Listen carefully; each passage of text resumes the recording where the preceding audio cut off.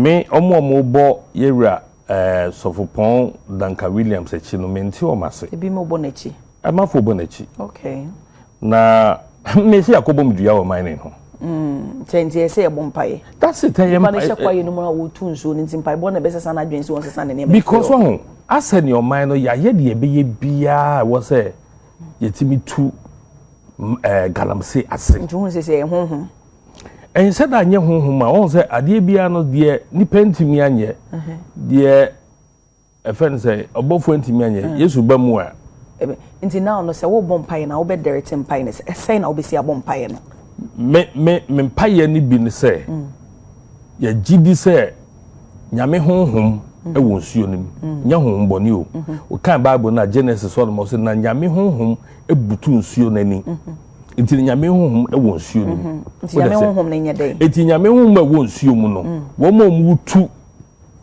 efuma gudie wo nsuo nim no mo sai nsuo no nyame honhom peja wo nsuo nim na endele with them ebini na no wo bi no wa wo pie ya okoda so a ye botu dynamite explosion. That's it.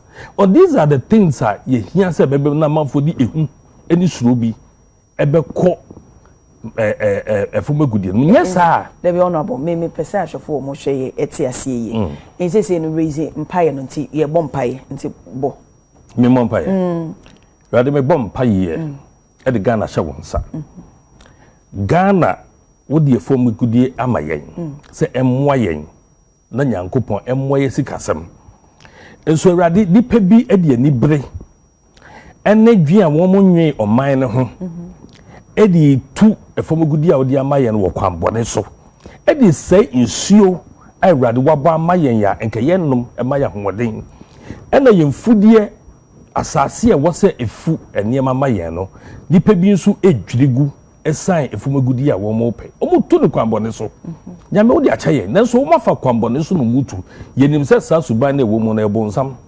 esan se emmo nipa emma nipa nkor kan ti rade yesrew wa na de sa efomogudi ne ma yen wan kasa na osade honhom ehye nsuo mu ene efom fen say efumadiem ni ade nyina so nyankopon honhom tibi yade nyina enne so bi a wo ko nsuo mu na wo kwakọ block nsuo na wo tu efomagudie no dia sensuo na won nwene o ma ho won nwene nipa no nyame kire wotumi onyankopon peja ma homne so ma homne so ma honhom ati nsuo no mu nsode mo na so mu eno empire no yes okay nse se ni nyina adapting de wa kan nyina yes empire bona woni yoka source of pain bi no mo e ka se omone ne nya adwene no wo de wo ne ne ya adwene ti wo no empire prayer topic ni say ne yembo no yes okay yes because what say enra mene enkrofobia ekọ bia hodo bia yetu Galamsey wachem da na mesa nsuo no bia o me de bebre me na areho because edin say wo mrase bedwani wo be ko Galamsey but you saw a video no nso bi de na esa ebrem are you sure? I am telling you enra on say first video bia eba ye no amanfo anye ni se eyoda nti enra me invite omo nyi ni se mo fam cameras in metra eno mo baye honorable do you think say within the space of a 1 year na say be 16 months in ankofo atese na Galamsey no muntu ne dada you see me can na me constituency asem ye breso na Galamsey wo ho na ankofo to bi that part me can that particular spot na wo call no be any ho no be no me say achimoda there was no Galamsey when we were in power but me hwehwe mu zu kire say ho no mutu no mutu dada evidence ben na wo hwehwe ben NDC for the Galamsey ye campaign pa 18 no but achimoda within 8 years you know ni ntu Galamsey wo ho me say there were few arrests here and there sankofo no kura no yanka ne se Galamsey omo akoje nkrata na omo ba betu onsuo da bi nyesum enyesum ntinso no dey you can confidently I can confidently tell you say sabria brain or motor sabria and especially with the sport that wujina here and you made another allegation say almost a signpost reclamation yes but obeko within no mutu na illegal miners and the A2 that's it eti bebi aye tu dada obi afo so hadie ya mremu nti yen konko reclaim no na afi na omanfo so ekwakutu fofo. Listen, the fighter ye kono aye political because government powers ebe soretia sebe nananu bi so ebe soretia youth ebe soretia eti wan hwe ye wanya kukuduro wanya nipa bi ambo chidoma ubejai what they say because nipa nyina no ese woduebu wo hadwene wo ton odadodo wo say odadodo nipa nyina no so no hu ne say there is an inconsistency in mo amanyofo no eno ti na me ka say de enye enra no ene ne say aban ne dane a na de se enye na fe de automatically na ya white wash ne so for me minti min ka say me kwa kokun Galamsey e wo bia constituency but makase ye hold members of parliament responsible because constituency bia no e wo MP wo so ye to abama eti nipa na e wo honom no eno ami hu brekum so omo ye demonstration against Galamsey MP ni di mu bi o she red eno di demonstration mu bi say ye mpene e ma Galamsey nkoso eno sa no sa demonstration na e koso MP no edi mu bi no obia mebo MP no sobo say obema ya no aduane aboye fight against but so say bi na MP na ya wanya ka no nti we doesn't mean say nka MP ne mfanye mpai bo na se wontu ho anamonwa e be den we na me pache say obetu anamon ba anamon na obetu no se sei wo no obetimi agide hwe asem we meka ne kai meden enra media for na ba ani bi no epic say police protection na yenya ya ye dey call Galamsey site on here no some of the police gave hints to some of the Galamseyers. I'm telling me media for be the friend catch him so honorable when who they see here because you call hono baby I say ya chi ni pe bi efi ho but sasa dey we say no him say this is a very serious allegation saying as much as say ne kaye dey but you see don't let us me fa ehu enchichire ye ma no kura ye ni mu no ye ntimi nka but kan ye no adenti na honom na so one question no that ye fi okra ye fi honom no media man bi be ka say this is what they picked because ukoye no ye baby a ya bechi nkofo ho nti no mining eni kwase koso but bibia kire say ase no mo ye juma najo anase bia ye ko na ye beba na o fi ho yes there were some issues. Police for no more car say I needed to get them a car here and there, yeah, mobilizing. Media for anybody, they waited for about 2 hours. But I understood them because it was a late information that was given to them. What they say? And Tinipana no can say or more intel or more picky, you know, what me show evidence say maybe that the person was making this specific call. Na me tisi bi obo ni pass me sidin se bi amon pe be mi fa say the person was just alleging. It could be an allegation. But I am telling you, say this is what the media person said. But many a police for network, they are ready to support it because some no mako chini pano if you. But you see, the media person who came from Accra no, enya sa idea no. So na me chano. Just an idea or based on the act of a officer. And I make sure say your call hono. This is a place our police for na ba be chi Galamsey for if you. Omo operate. But that no I call hono bibia kire say omo so operate but mo ko man ko to obi a dabi but how do you determine na yini a fresh bibia omo ya na indicate something like that isi obi a fa hono mo machines a ye fi hono ma say the way expert say hu sin so enyame omo call hono omo media for na call hono I'm telling you so you see mommy me fasade ni agro because say na muke ya no fight me me no wonya adwes a won pai bo sem na ne empire a wabo ni nyina that should tell you say you do a frustrating point I know there was a multi say baby you do no e very frustrating because institutions are beboayen na ye ni omako ankasa nka no omo is kasam what they say omo as in Galamsey sika big money Galamsey sika intimi fight no that is it sika mebunu ni adwuma ye iti ukoka Galamsey asemu a na mo ma ye adwuma yeso yakodi di gala kakaka na mo kasetia enti edo ehodo uti bebu fo sesebe sakwala no a okasa Oman adwuma ye ya enko onwene se galanko na ye ne daily bread. Okay. In your set now when Nijiaba, yes, Raj, order OSP so probing into MC. Are you okay with now where the headway are making? The me there will women say, yeah, institutions, yeah, Juma. Okay. Because this thing has been going on for over 1 year. Last year, September, and as I say, a chassis. Menya atamfu bebree was adie ho. Nipa bebree na esusu bone amame. Se me pese yenua kuma no MC no the juma ebo no. But me de maka say no kure no na ye pe because evidence a ewo ho no na me pa ma na tia say if this is the way to go and a Galamsey yentumi ntu ase ewo da because uchi nipa no say uchi nipa no na u fine no na wa command receipts na wa jiska no masa akọ yo madwuma biemu. That is not the law.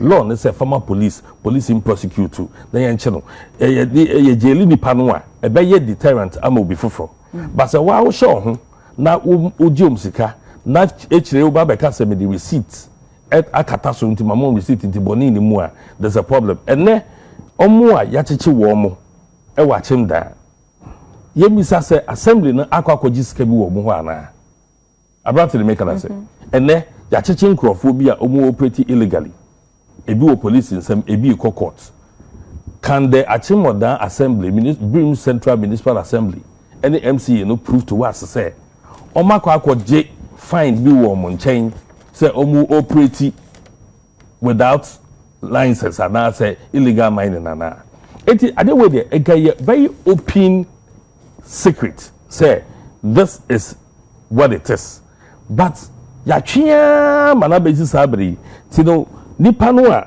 ode ade no call shrine or petition shrine no me bona baso I'm familiar with the name but I don't know who he is menya letter I fish shrine oba ya I refer case no akọ OSP the way a shrine afa issue no na wetimi aye preliminary investigations no who say with the case was say call OSP no it is the same way I mean hope say OSP so ebejere no ho na waye nhwehwemu no na bibi asem ne da no what they ato I promise people me shebo kese say with this institution as source idea we no I'll keep quiet over this thing. Okay.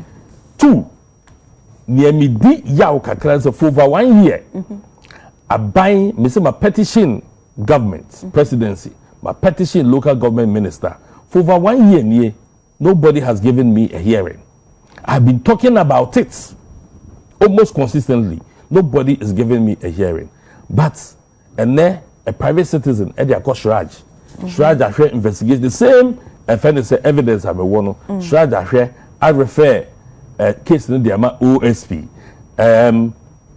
like I'm saying, you know, there's a letter here I walk a fat side idea whatever it is, you know, if OSP works on it na say a idea be boa BGD said no kreno ebe dedi. And you know, I have a copy of the Shraj letter here. I have a copy of the letter to Abrantier, no, any OSP no so here. It's you know, I commend Shraj. Say ome dikain etu sa na mono. I commend Shraj so me dikain etu sa na mono. And I pray say at the end of the day no OSP so enye investigation no na asem no enkoto. BGD so bia ho beto no.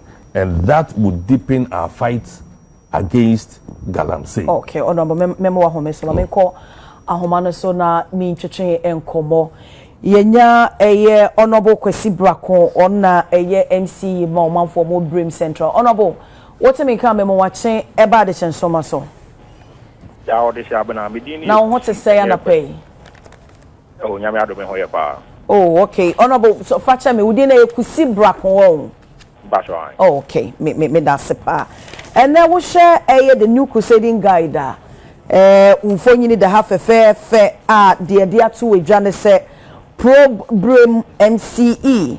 Shraj orders OSP. He faces corruption probe over alleged 15,000 Ghana cedis extortion from illegal miners. Let's just say, a charges to say anything in relations to corruption and that's the mudie biano. So we speak to me etu one among. Who are die mpacho na say na we see so mu fae. Omuni abadi di kan menchia ona menchia UTV ahwefo na etifo na na menka say say welcoming news asem papa and asem de because the minimum says oh avail yourself say obe serve the public officer ye wo say ujitu muni say oh ye adwuma na no yibitimi ayo wase mu hwehwe mu na wakoye adwuma na wie kra so no yibitimi aye wase mu hwehwe mu. Is the thing say office of the special prosecutor it me investigate this asem we ya yibitimi bring an end to baseless and unfounded allegations are over a year, you know. I'm saying nipa bi dia for me. Enti bi gidi say any gisem because penifo say we tiri mu fita enti amwa enku. Enti any gisem papa say obi a we leader uji hu bi say onye corrupt. Na also source the kata say the dribudi any project. So that's our penny Mahama na NDC campaign. Ade ba ko a Ghana fujina so ere to abama o mampani Mahama ne say ye ba e bitimi afight corruption. In this mampani appointee bi na ye see yenko eni mu hwehwe mu a I think say is a step in the right direction. Okay. Now honorable Abrasa ensem we say e ba ye no obi ebebisa say ye hu video bi ba me pese wo confirm ma me na obi gine ensuo ho na wo bodua o de sign eti ye sa asem ya ho e na wo pese wo sa wo ho but wo de ohu ne se dua bomom e na beboa wo na ye wa minya ba mi anemu no enye duabo nti na me ko sign se de wangasa wo ka ezan se akame mu no de me na no ma che me hu ni se wo bo bibia nsa na crown the crown e was all the crown sabinkum my fan sa na crown sabinkum me nsa nifa e na me ko ka che na no mo se mi kusi bra ko asabi me ya tim da ante hye a o mampani yi mi se me ma bi si na nemu en na me so ma Galamsey koso na me je Galamsey fu sika asutwe bi e o bi ano na no mo mfa ma me enti e ye bi na me ko bo bi me ona me ko san. Okay. Now also wuti when said we see aboso you nature say specifically what's this allegation and na koso no me kai say about some months back because me started here enyene and achimoda mrase bedwani honorable Alexander Kwesi Akwa specifically kai said there has been some evidence it show say ebimo ekotu Galamsey we issue receipt e me patro honom no me pese wo confirm ma ye ne enya bia bibisa akoso ma we issue receipt ana ini about the crew when say say two form agudie wo so e wo bremu central ha no mu say nyina no adwumako e from Ghana Consolidated Diamonds omo na eye omo dia. Okay.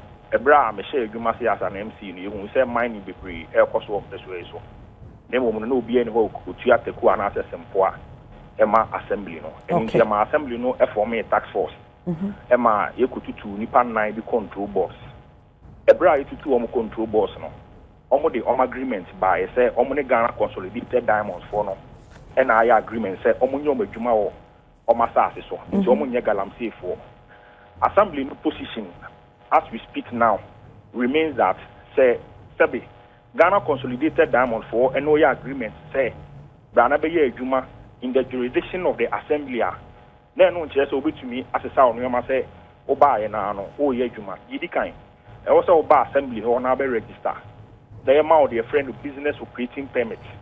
1 year sabi in no adwuma na wo yini nyina no it describing as illegal in assembly fee fixing me beto ya enyemra me na me hye no e wo mu say so bi ye mining e obre mu central na so onye registered with the assembly assembly no wo ho kwan say fine sa nipa no e na assembly ni gina so issue fine e ma sa emrante no ka kire o mo say o mo nko na asase o mo tutu no Didi kan omo nko reclamation. Okay. Omo ko reclamation ni wia.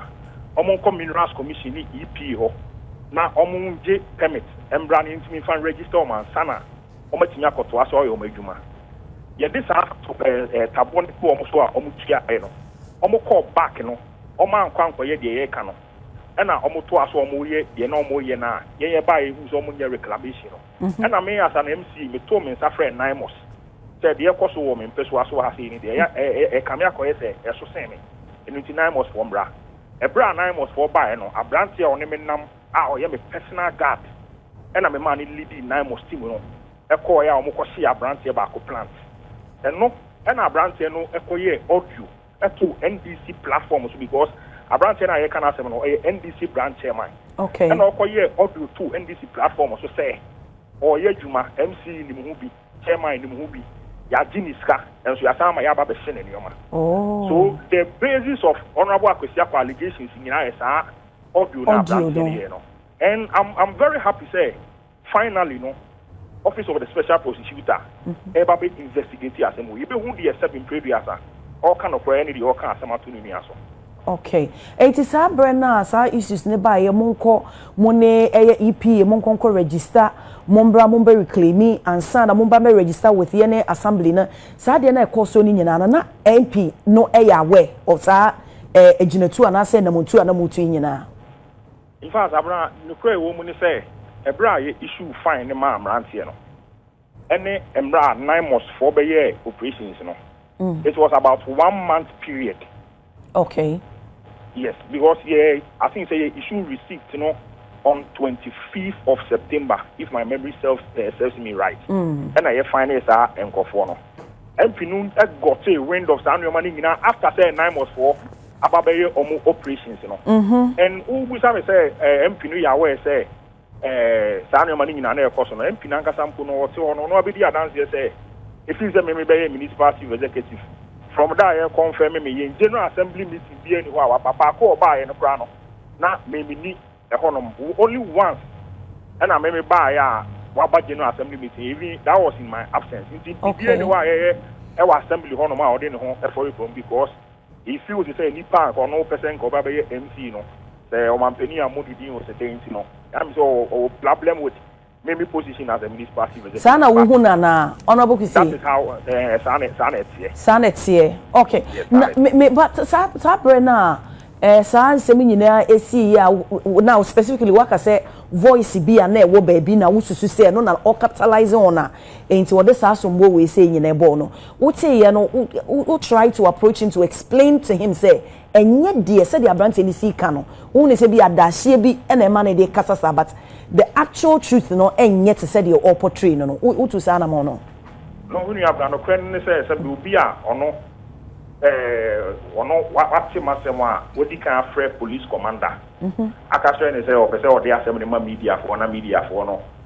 Eya se many who did it. Ama journalist will be frame and I'm on saying MP so about it no. Which means say in the first place no aboni trimu ko say so I didn't even have any reason to call him. And also what I say is a general meeting and I say general assembly and so also or maybe that wa baby back up meboa. Tinite ni nyina ka bom na hu ne say na before we may AMC no na woni na hia anso da. Na woni MP hia da. Oh, me before na me AMC no hu say na me nua penia no the chief ba me. Ono na no ye communications officer ma MPP amajuku or na promo and sakra na obi tu kwan akwa ma no. Oh. And before na me MC ni dey make say obi o promo bi ni say na una ba kwesi akwa no me fine say go the car pra etwem na say me only go with me na me din komo. Oh. The only time a problem was start here and it's President Mahama ebo obi din our the radio station e ka say ohin bi na de maba say Mama me sign the common fund, the man signing the common fund or no ranking member of local government committee into over calling me before that committee. Even that was before my confirmation as an MC. He was making all those allegations. Oh. And from the onset it didn't buy because the truth of the matter is Honorable Akwesiakwa Omutudio no my branch be a friend of Kingsley. About a week before a president, they put me as an the MC, I'm not telling you for the radio station, community FM, or your program here, Akwesiakwa Omutudio say, now the full finish one about MC or so, Kusi Black one, or Yaku, Kusi Black or Obey, okay, No, it was a conversation between one agent and the gentleman no more never bought one money. And she as of now, my guy no call radio station issue because of that. Almost feel a conversation I go on between MP and Branch and Obama money. Okay. And this is the manner 77 previous radio stations are a very important one. It is owned by MPP MPs. Oko Atim Swedra, Honorable or say Kennedy, and or Bosome FM, Oko Atimasa FM, so a phone Comadia. A whole sitting member of parliament, it's me Fred, a radio station owner, or any colleague MP say, I didn't see no more access to radio station now, Emma mileage. This is how petty the man sitting in your studio and how low he can go because of like party politics. No, Honorable. Apart from that Galamsey issues here, I'm okay. He seems to have a personal problem with me. Oh, Honorable, I am at the pass. I am at the say having this conversation. Fortunately for us, Honorable akwesi akwa ewo hamti me pese ugina so because me pese ono so yi nsem ba ko me no bi ano edema mintimi so wada ro magina so me san ba wo so bi Honorable general meeting wan ko bi waka wo station say pu ontimi ma meye MC wetimi to the tangent say wa fe colleague me ma no platform e mo won shine aden na wo yes because nipa before ye mo ni di na won na ye fine nhu na utimi gina wo ka na ne bonko mo nyina Abraham me ni so wadaje to get into these matters. Near Minya Kumanagina Hakan, some may jada jay, me sure say bet me shown. But unco meeting, Bako meeting. Walk or back pay. Bako once or twice. Invitations I don't even get. Unya invitation. Invitation. Now can say a pool so how will I say this? But and I make us say all the things he's saying there. Original TV so can national TV no. These are some local politics now. We are back we are chairman money I don't know. And I don't want to go into that. Me Makasa the me that say no canon. Say Shraj finally has ordered an investigation into this whole matter. So what I say, because they all canonly the evidence I have had, I have shown the evidence for about 1 year. May say me disappointed. Say I have petitioned government, I have petitioned local government minister. Nobody has taken interest in this. It is Obia petition Shraj. Not a Shraj. I should preliminary investigation. Say okay, these are the issues. It may refer my OSPR. To say no, so welcome decision. I also welcome it. Near all I don't want to go into that now. But in as much as you don't want to go into it, you establish the fact. Say what never can see because one minute to me and my appointee who becomes the MC. Whatever it is the president who appointed. Say say near kika local politics no kabisa say one day me shiane say owo eya shorts na man kan say shorts are we say the enfata unfa me because we obeye penny bisa na say man kasa anche honorable I don't want to get into this things o ka bibisa akere say obeye penny nti wa shorts a wo de we eya se na enye fine o ka bibisa awra men kai bibisa yeah men kai say o ka kere me say I think say on the 6th of March ever since 6th of March, I think that 2025. That time, now President Nyambo Oman Penny, the MCD, and see, and you really know after program, and I open the visa and say, I don't know ambassador program, and I'm so, now my home shut down fan, and also okay. I was a member because, and you probably know now of your short list of say, MC in a buy. But me and Kwana now, my man, so now my home fan in Chinamamba. That was the only conversation I'm proud to me. Nomination no me kai say or me have him I say all ka say Mr. Short there say any kra ma be MC kra no we only me be any say me pet men say me type am pet trash apart from say me ko adwuma mu that official duties but no man for wo fie dia na Abraham Bachebi ye bo ni din I was one of the first people he called number Cape Verde na me ka so wo chinkwa betu kwan me ba e better chance ni di nkomo to buy no net na see din komo 3 times we scheduled a meeting oh twa me ba wama me wakra me ba me ya shawakra wama but I didn't care because you see whether you like him or not President Abonidi on the eba beto abama no it would the obey any day but after that na ni ye bia e koso ene nsem bia e koso no say see a can now and make us say just one on one. No say from on the side and I say from on the side. From when he got into office, Facebook post baby or her say me position a media to in Japadia Wadano. Obe make sure say sa crime will be investigated. Oh, no one post here. I have them here. I want a page. Honorable. Until make us say, you see, I wish to say we don't go into that. I know, but I didn't say you clear free. You cannot clear them here. No, but sometimes you say a journey of 1,000 miles begins with a step. Until now, honorable Mamim say before Ube invite MP Amanaba AM General Assembly no. Say woman invitation and a process no. I don't know say. That means your opportunity. I'm a we are a opportunity and I say your personal liner. Let's send the letters. Your coordinating director. That's Roman proud to every general assembly. Okay. There's no general assembly meeting. Actually letter come from my MP. And again, that's why I walk and say, Ebra, you go meeting as an MC, when I'm a friend. Senka under normal circumstances, say, go with me. I wasn't congratulate me. But I'm trying to call number. And I'm a friend. Just a wish you knew a call number. Yes. No, friend. And I'm going to be doing call friend. And I'm a friend also who need Ghana or Kivet or Bar or Bemayesia. In fact, a brand now, almost Chief Justice every one. I almost quite demonstration. There was an arrangement and I say agreement made between me and MP. And then the current National Service Board chairman said, "You be share MP after my demonstration." A brand on we demonstration, your friend say, "Your publisher no catch and say on a point so our bar more than 20 minutes."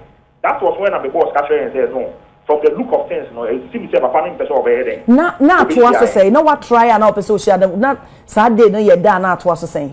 Yes, because some of my friends now so okay, very no. That's when I say, "Oh, Sunday, no, 7 p.m. I was here." If honorable will be unless in your studio at 7 p.m. Your friend or catcher will meet to meet him or friend. He didn't call back. After that, we made an arrangement to meet him after Chief Justice, demonstration now. I drove from Akimodan to Accra. Specifically said Obeshiano. Yes, Abraham knew because she are National Service Board chairman. Or catcher is on a pass or board and to me. Oh, that's the one I walk out with you and you know, Cress. Or no, let me schedule meeting 3 times. Now, when you are available. Okay, now, and a BM so no, or can't say more inviting for a assembly meeting, no, so no, Wababa Copeno. I can't say Monia invitation be and also letters, no, so Hodoma from a coordinating council, Mutrono, but on no member. And yes, sir. Let us now, including even Central Market IC. A bribe, yes, a letter, I'm a command. And then at a video man, the then P, a responding team at them. I will even make those letters available to you for you to know who is telling the truth and who is telling lies. Okay. Those letters are there. Unfortunately for us, in assembly, you're trying to be if you copy in our file. At least you have an evidence. At the right time, known to. I want to let people understand. They say the MP is not making allegations because he feels that I'm involved in illegal mining. Sir, that is not the reason. But what's the reason? No, the reason here all yes allegations. No, but honorable catch there. Which is the reason dating or no? I'm say I was just gonna say oh papa. Or kind of crazy or money in action. But you see, at the end of the day, and I wait to say Mogo, and I can't maybe who are honorable. Send a make up a person busy and so ever for. But dear, meet you. No credit, there was people in our Office of the Special Prosecutor. But Miss Rebecca made the so pass at least when my hints the reason here back and forth here Koso. Nkabe made the plan. I will even write to the Office of the Special Prosecutor there. And because I have not received any invite or letter from them. I'll have to even write to them from them say this is what I've seen in the dailies in the almost expedited actions. Okay. Now at least President Mahama point here Obrem Central bia people say on facility Galamsey said dem for be man aye no. Okay, but honorable me jawa ma wakoba ma me date me pesa at least enya one on one nanka honorable wa ha say media to nanim because we really want to delve deeper because say MC ne eye ne MP tension wo honum say ya enya mo me no na affect mo omanfo na omo eye odan and it bring honum ro mo na wo mo esofa me pato what I say because the people need development. Enti se ko ba ne say ya aya na nya de enti ma me da be na ye arrange one on one mami date na o hwe betumi aye ene na o hwe okay me da se panti ene ono abobe o de ka no no so aba ha bi ne edi enkomo enti ma me ena wasemfa wunsi ase me so ene na o hwe ono abo ye be hwe wani mo ene na o hwe be ba okay matse me da se pa yo abusiafo honorable Kusi Brakon ena ye MCE ma omanfo mo Dream Central ena ye tene nka no honorable wo be se wunu aketoa nti bibi ni a me pese nya me yadbo na wo chese ne pepepe ye be di komo ne pe asem ne ho promise. What is unfortunate in this we don't need to be friends and say ajuma meboa of course ajuma ye ajuma but if there is a cordial relationship on so well, so it depends on who you are dealing with. If there's somebody who thinks they have political power, say, church or some Facebook. I have all the posts here. What they brought Shenipem, it is a yasano. Nase also one ye. Nasa says debi with all the evidence that I have. A bar. Tit for tat. And yet tit for tat. Idea KBA obetampa justice with mercy. Then you would want to push. And I make us say, and ye na ye ko Galamsey.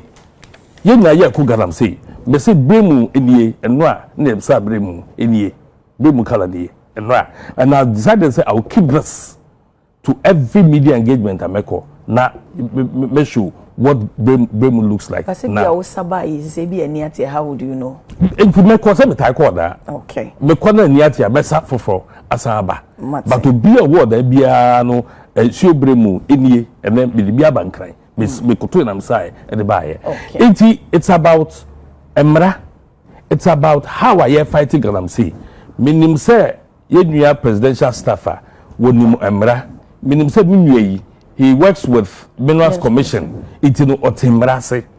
Say a basse assembly be say many sika na who receipt for illegal mining.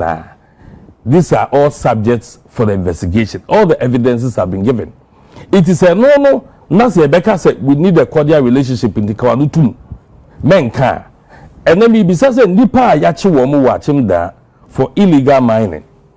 And then assembly na kwaji omhosika na debi adenti na we the enkon kwaji omhosika. It means that it is of a firm belief say payment na course one.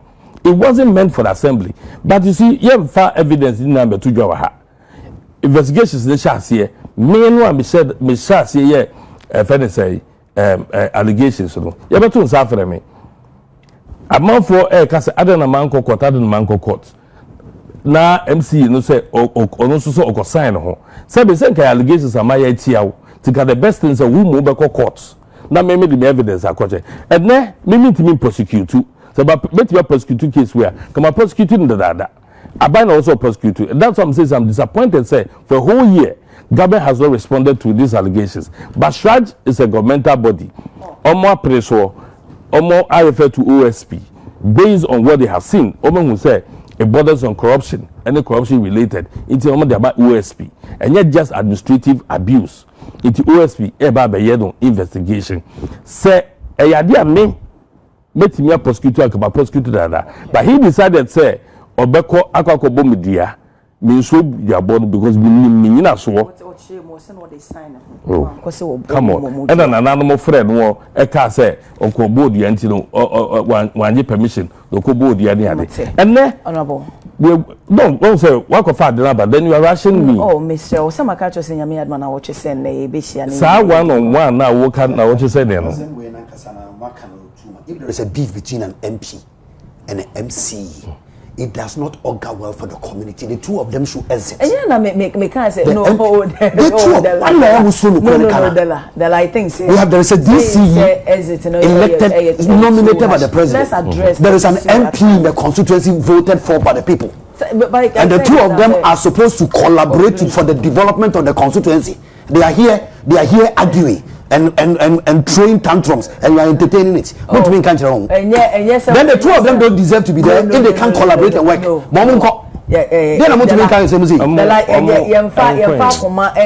You see, if you are looking at what is happening, me as a deputy ranking for local governments, I can cite about 10 or the least 20 constituencies. DCs and a big quiet MPP at NDC MPs any DCs. But I mean, these are human institutions. America say we don't need to be friends before we work. Okay. It is a mere allegation. It is what you do, and they say you now operate the assembly as your bona fide property. And then when presidential powers, it is the open over here. You destroy our billboards, and then he is the only MC here or take Akonyaswa police prosecuted for cutting our billboards away. Then it means that there's more to it. And that is why I am not happy you brought those ones in. Issue that is the probe keke. That's it. Whatever issues that there are, so many other ideas there, and then issues no talk because a lot has gone under the bridge for a whole year. Once I made the allegation there, he is not happy, and whatever he wants to do to defame me, he will do. But maybe I say no kureno and that's it. Okay, I was for. Enti ya desire for we say esi aye kase ye odela de only otisi mudada obara me bompa yesa asumtwe ebeba eya chimoda de bi yenhia BBC honorable Nana ya Chempim Janto, first general female secretary, former general secretary female and now presidential staffer Nana Ewo Hasemi Nana Kwaba Pasa so and I delayed them head of corporate affairs or minerals commission de la Ewa Bevo Matina say. Yeah, Nana Pacho Mechia. The time 34 minutes. I don't want you one on one. I have a 34 minutes. 1 year 1 on 1.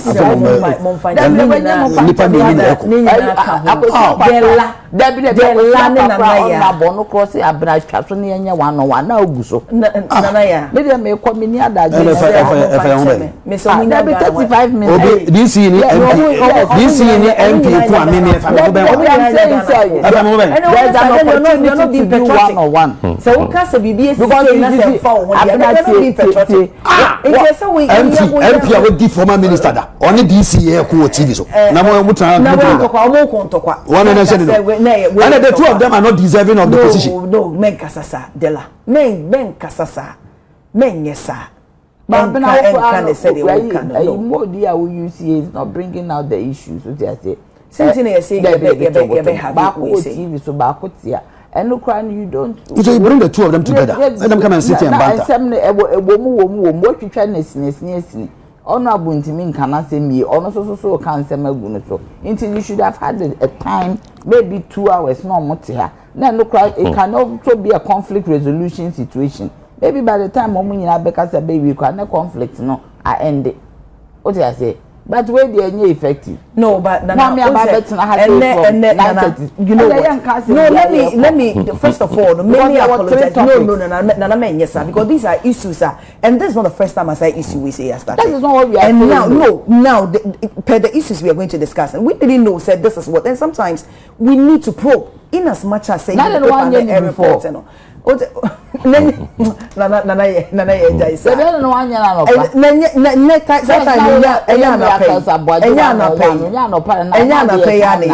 You can send us messages. You can send us messages. Because it is part of it. A part of the discussion we are having. The mode that you use. The part of discussion we are having. Well, I have protested it. I have already protested. Yes, I mean I protested it. Yes, I protested because if we want to discuss, we want to take the issues by issues. Now, what is at stake is the probe. He has welcomed it. I have welcomed it. That can one or no. But to go so no extra train. No. Clearly no. Onu feel said the akofa we say nyina ba no. There's more to it. There's more to it. And of course, once I need me makasa waka ama wo kwani. Timmy. Etienne fan said no matter what it is. Oh, tell me so. You say things and you don't want me to respond. There are viewers watching us. We say or Phil said there are more to it than this. Bibisa say no matter what it was, said Madame Fumpu and they mean Yampua. If the allegations that I'm making are anything to go by, you think say I should keep quiet over it? Is that what you are telling me? No. In as much as I won't keep it quiet. That's why I this our conversation. Baby, it was say don't let people think say this whole thing is because of something. No. We are saying say fighting Galamsey. And the topics are by 2 or 3 of them in Galamsey. Everybody is talking about Galamsey. Now a buying cratchy. Say this say na koso. Be a MP. Many information. I am asking say let's investigate. Now so be say oh ye BBT and now who press anwa. Do you have to encourage that or tolerate that? No. No, and I'm glad to say we used to, even if you are legend, don't you think any panel so right to respond to the allegation? Oh, he's responded it severally. And then the other say, I don't know if you mean some, I don't know if you know some. Say no will response to be and now my country me or beko OSP me so me wo evidence be me so me the beko OSP and no it makes it more decent. What I say because the way at the la etia and MP with the former deputy minister I also take exception to that because I wasn't even happy with this. I protested. It if you are saying say MP with the former deputy minister that when you MCU there is more to it than this. Yes. There's more to it than there 20-30 who are involved in this things. I can mention them because a buyer name what they say near me deputy one can be I will tell you say Abranti the chairperson of the local government committee and the issue be because me deputy ranking need to know about it taking my men all on rough and then so person can near the evidence about Martin ye dear no AC has say mama makwaba we na ya make sure say e dey free honum extort MD $1 million bribe kwabana don court denies receiving money as Iyoko expands probe meaning say na wa ye dmo PURC na nsem yi babeto to dwano nsem binom for PURC for me home sometimes I have to work in Libya was an almost wonder your watch BBC because if independent second semester under my watch almost my $120,000 as bribe don't cover it. No, I'm not but covering. The point is that I wasn't Nana me sini nyina kan adwuma ya but the only thing is I apologize some about train but for the interview there's not much. I mean we didn't also get anything out of the interview. We did right? Nana we did to you maybe we didn't but to us we did. We need to resolve this issue and also see that it goes off. You get me? So the point is that so does it mean that Sammy will be vacant so the year used to be out of it ana there be some they are gemreni nya say enti mo make can dey no na obetimi akan wa saban ka dey ya ne dey but so me future so and never discuss issues so it's not 35 sorry I wanted to come up to 10 o'clock but you always want to have your way you are not even listening to us me too. You get me? You are not listening to us. I am. Yeah, there were 35 minutes sitting down, just listening to it. So you've just taken the steam out of everybody. 35 minutes. That's a lot. And you're late. 5 topics. We late. I mean, let's not come by no more when you talk first issue where we were, you should bear no discuss. This particular Sana would say this issue what can want them what can want them and so they need their take but said they were not here any day call Nana Macho meet you and you I call 35 minutes Nana meet you just apologize no more comment many times now have you no I'm not going to say but you Jaisa I may find Nana meet you Ghana for nyina. And then she asked me yet go for 35. We know for 35 minutes. Until the point is that maybe so me said was so sport for him with your backup and my eating. The point is that me you know what obi na dey Sunday me say yes imagine $120,000 as bill. Ask me the obi na dey nam. But I'm saying that alone shows that there are flaws. And not pay me by me Dr. Kwame Donko Kasai. Everything that he's saying, say he has never met the person. True. I mean, that particular person, true. Because me who around us only once, and it's quite near London, near Bekono. That once me who from far. Our London near Africa Energy Forum. Okay. Oh baby.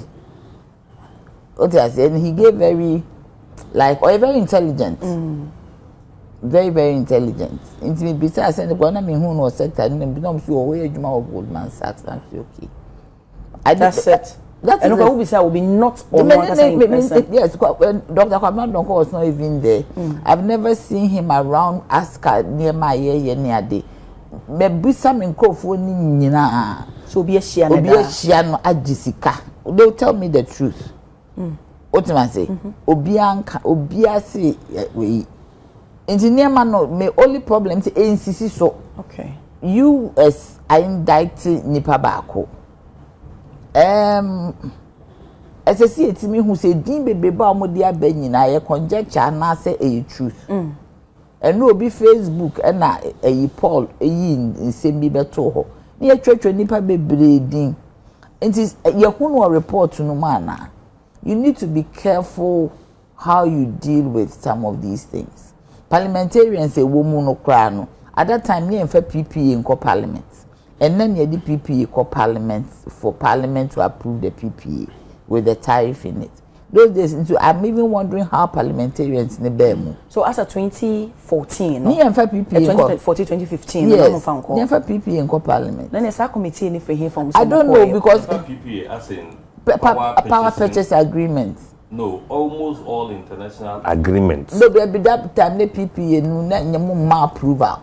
Me purchase all international agreements. Maybe it is lodged there, but not more approval. Say no, say not the as a PPA now you best sign. By all means, it should come to the floor for you to deliberate on it and give your approval. That's a law that is mandating that. But me purchase say once it's an international treaty. It's not a treaty per se. This is a no. I mean an international deal.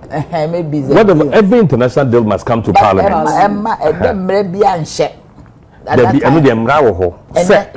yes every international PPAs no what's a PPAs when they model no they are international organization it once an international organization obi power purchase agreement obi saying even ECG no but this particular one we are talking about no international but did it come there? Yes. Do you remember when you no I wasn't there but it came. But I don't remember when. And the Energy Committee for Akodi say they want to check no, but what I am is saying say with this one, I don't remember say Energy Committee. Okay. Yes, yeah, for Energy Committee for DMB, but also even if Energy Committee went, even if the advance granted they were there, say when you conventionally when you request for a parliamentarian to go anywhere like any other person, you now be taking care of or more accommodation or more say parliament say parliament decide say program parliamentary program, then parliament will look at the cost. Parliament will pay your per diem, your transport, your bedding, everything. But to be request to say, me person go for share me plant and I'm person go for share me maybe I may. It is the duty of nipa no do to kwine. So better ticket in bibia. So you want to mean chile mo say 46,000. Does it amount to say transportation. Bedding and a sika edition will be in o ti dem mention into no say no so mo can say per the committee no so no report on the buy and I say each person be as man $5,000. The $5,000 it just what kind of burden ne say be a per diem go be kwa ni the burden wo hotel ni feeding wo ni transportation wo o just so we should have clarity but also no can say all expenses paid. And the Oman call and no. Oh, I know ways, and I read it. Oh, Moka said, or more coy, and you know, people are even additional amount for crown purpose so much because only energy for only be a normal walk on. They are trying to say so, man, baby. Mitie, honorable, you know, Katie Hammond. And so, because also, obit me a case to say, or more. That is, many doctor, many one also a casa. I need a client, many former, many casa. But so they don't remember. I don't know what it is. Yeah. But I'm happy you're saying they don't remember. Yes. Yeah. You get me? So there should be clarity. Nana Pasoko, na me bisa this question say. Tama asemi ba yi yoko a confirm say informo so boy AAD with the investigation at OSP and so ka same thing. So OSP the na me bisa ne say adentina sa brand company bi omunya sa intel omo pe you know near to investigate no. Omo so wan shase anya omo investigation. Manum na okay. Make up be a yoko. Inka at the time inka we buy ye no. Nanka quickly most of them investigation so we have to just politicizing saying it here o person me kwa me di ni baby o so mo de me baba beshim nipa na wo ye principal no wo ye MPP ni now they are talking NDC we don't want to talk like that the principal they here the MPP nipa na wo no aba asem also MPP yes unim say to mo man MD and he resigned 2016 they don't know from Goldman Sachs. I don't want to go into it. Nipa wa ne boy. Nipa oni ni dili. Nipa no oni ni dili at 2016, sorry. Do you get me? No, your MD no from 2016. No, MD. Oh, yeah, Goldman Sachs. And here, no, the one na me. So director. That is the point. And Ton, I think so. Be here for 3 months or so. And some way ya no mo the man resign. Because the US then came in same baby. So we have to at the end we should see the emails or Sunday. Okay. Abna him so bit me akwa Jessica will be dim. Na be scan so because which is these are people who are in authority. And akwa mete your friend is saying Edu former deputy energy minister, non so energy committee. So these are people who are in authority. Number 2, we also want to. There are gaps. Say time oye when you na ask for no, Oman kasa no more him. Emails no send at the account money at this no ko guye because say obi on a personal account to pay a year or more every year. That will about $1 million. And there should be a trail of receipt because what you mean kukuru $1 million in kita or play more Ghana how. Ultimately, so if there is an offshore account somewhere that the money went into it, obi abetimi investigate who say ampasika ne ko ni say. Those things are not there. Me manji sike bia 120,000 me nim ho hwe. Do you understand? Yeah, the obi ni PRC wa. The obi ban ye kra no, ye search letters won near maybe wo mo ho a na ye feel say wo mo correct. Now we feel say BBC ni ama ye bribe bombe babe. You see I am media me Jessica be am sure say but let's see. But me I want things to be done not in a speculative manner. Yeah. But to be done with evidence. Sikana or declare no port airport ana. Because you do airport so it me declare. Say if indeed so fast $1 million and you cannot carry so where there should be evidence to show because the emails the accounts the account should indicate to us where the money went. The transfer. Where the transfer was done, it is clear. And the international crime near Dintino. I mean, if you are looking for these things, you can find it. Won't it mean carry $50,000 in po? The chiwa is a crime. This all your crata also. America, yes, you bet me the $1 million. Ghana bet me the $1 million. Buy a paper to source of Sikano. A dear now they pay. And yes, I do pocket money at 10,000. Shouldn't be more than 10,000. America called the 9.5. anything beyond 9.5 no dey omo be question sort yes so all these things are here can you intimate chere say we had got to account we yeah the koye ayi kwa yo kosi wa hwehwe ma o se so guso o hwehwe ayi e friend saying property tracing this anema ni nyina but me I want to see say asante beku put money this amount into an account. For some reason declare this money at the port because $1 million will be a suitcase move. Sometimes emails and so on. Or you see YNB because Goldman Sachs and all company emails but are not supposed to personal and traces need be a holy rain. So what did you see that holy rain and that is a representative. So let me also play the other side. This person you are talking about, that Goldman Sachs have a fairness saying a rule be and a clause be in their contract say maybe you bet a private business and now say if he was working on behalf of Goldman Sachs who gave him the authority and permission to do this kind of facilitation. So there was what say Goldman Sachs and on a finance AXA. That is what I'm saying. So I am saying it's working on behalf, but they don't believe in corruption. I so induce the system. Working on behalf of Goldman Sachs, and he's doing these things. And Goldman Sachs has a tracing mechanism in their organization. Abroche Jumebia with tracing mechanism. What they monitor you, they find out what you are doing because it is their interest. So what they didn't find anything all this time, and he wired money. And where did he wire that money to? That's also the so who start traces anything among 2017 about ask who didn't bother AKS. Yes, Obi Amani look like say NDC idea about MPP. They increased more FNS contract, some approve more AC Kumasi, another plant. It is okay because we need the energy, the continuity in energy provision, generation, transmission, and distribution is not wrong. We don't put politics into it. But I'm saying that we are mentioning people's names. Then we need to find out and say that where did they, because me for instance I was looking for the person, I think it's a blog or something. I'm not good with these things. I was looking, so I gave it to a friend who is good at tracing. But I'm telling you, no tracy coin no one any penty one twice to you.